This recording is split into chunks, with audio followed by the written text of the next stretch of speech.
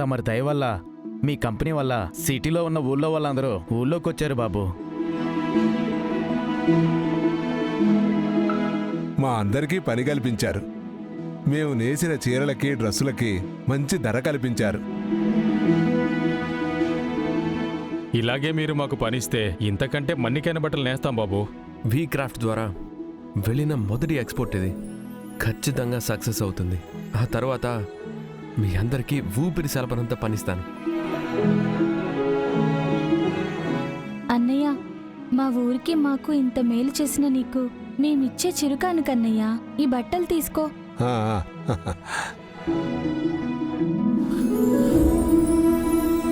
తీసుకో అన్నయ్య. అమ్మా, ఎందుకమ్మా ఇవన్నీ? తీసుకోండి అన్నయ్య.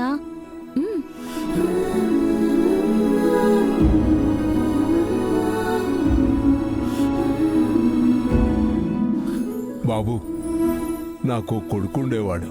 యాక్సిడెంట్లో చనిపోయాడు. నిన్ను చూస్తుంటే నా కొడుకే జ్ఞాపకం వచ్చి ఇవి తీసుకొచ్చాను. మా జ్ఞాపకంగా ఇవి తీసుకొచ్చానన్నయ్య. చాలా థ్యాంక్స్ అమ్మా. సౌమ్య, మీ అన్నయ్యకేనా? మరి నాకెక్కడా? వదినా, ఈసారి అన్నయ్యని పండగకి తీసుకురా, అప్పుడు నీకు కూడా కొత్త బట్టలు పెడతాను.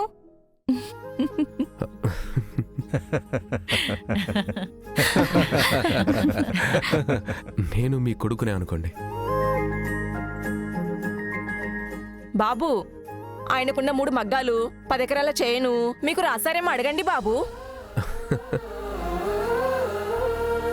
బాబుకి కోటాను కోట్లున్నాయి. అంతేకాని మాట వరుసకు కూడా ఇస్తానన్నట్లేదు చూడండి.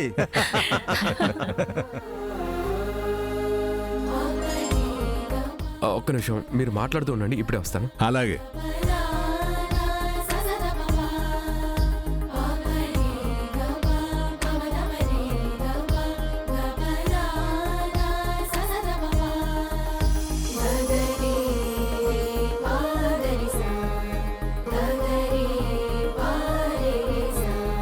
మీరు తీసుకొచ్చిన బట్టలు నాకు కరెక్ట్గా సరిపోయాయి.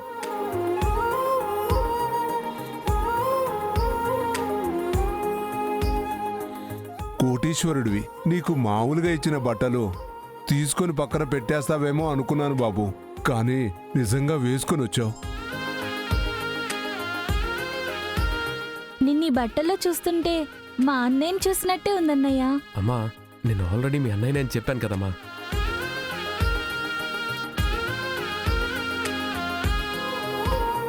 ఆయన మనిషిని మనిషిగా చూస్తారు, కానీ మనిషి వెనక డబ్బుని ఆస్తిని చూడరు. సరే సరే, మీ మాటలన్నీ అయిపోతే అల్లుడు గారికి భోజనం టైం అవుతుంది. రేయ్, బాబుకి అరిటాక్ ఏంటి రా?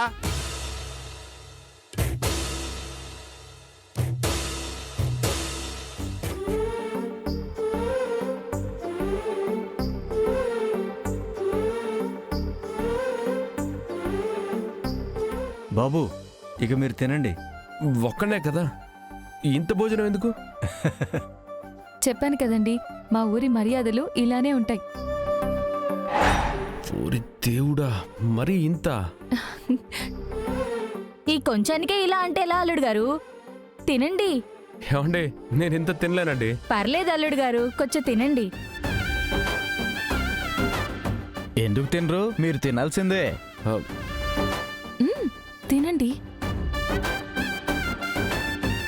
బాబు, అన్నం మంచిగా కలుపుకు తినండి.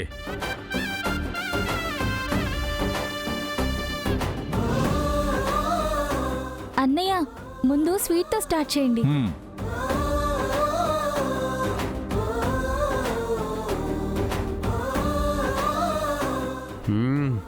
ఎలా ఉందన్నయ్య? సూపర్ అమ్మా. సున్నుండ తిని బాబు, మంచి నెయ్యే చేయించా.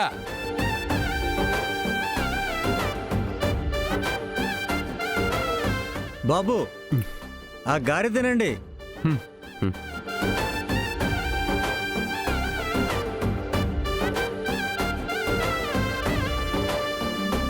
బాబు, చికెన్ నాటుకోడి తినబ్బా.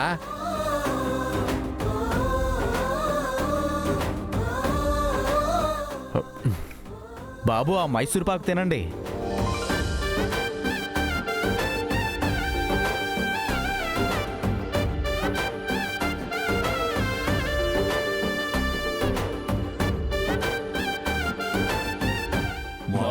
అల్లుడు ఆకు మొత్తం పూర్తి చేశాడు. అల్లుడు గట్టివాడే.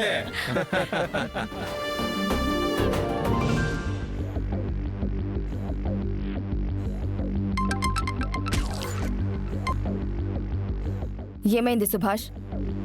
ఆ లక్ష్మిని విహార్ని చంపేసావా లేదా? వాళ్ళింకా ఊరు నుంచి బయలుదేరలేదు అంబిక. వాళ్ళెంతసేపటికి రాకపోయేసరికి నేనే వాళ్ళింటి దగ్గర రెక్కిలో ఉన్నాను.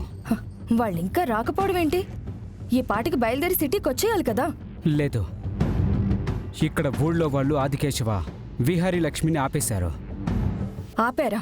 ఎందుకు? ఆ వీక్రాఫ్ట్కి సరుకు పంపించడం వల్ల వీళ్ల తలరాతలు మారాయని అందరూ సంబరం చేసుకుంటున్నారు అంబిక. ఆ సంబరాన్ని విహారీ లక్ష్మి చేతుల మీదుగా చేయమని ఊరి వాళ్ళు ఆదికేశవులు రిక్వెస్ట్ చేయడంతో వీళ్ళు ఆగిపోయారు. సంబరమా? ఏం సంబరం?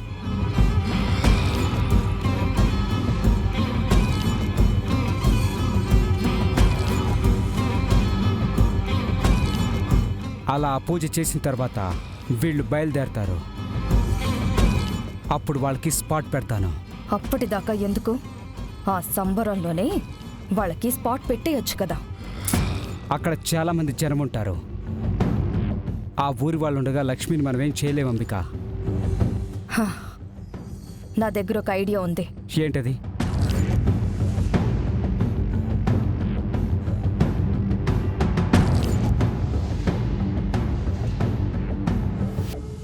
ఇది వాళ్ళ చావు ప్లాన్.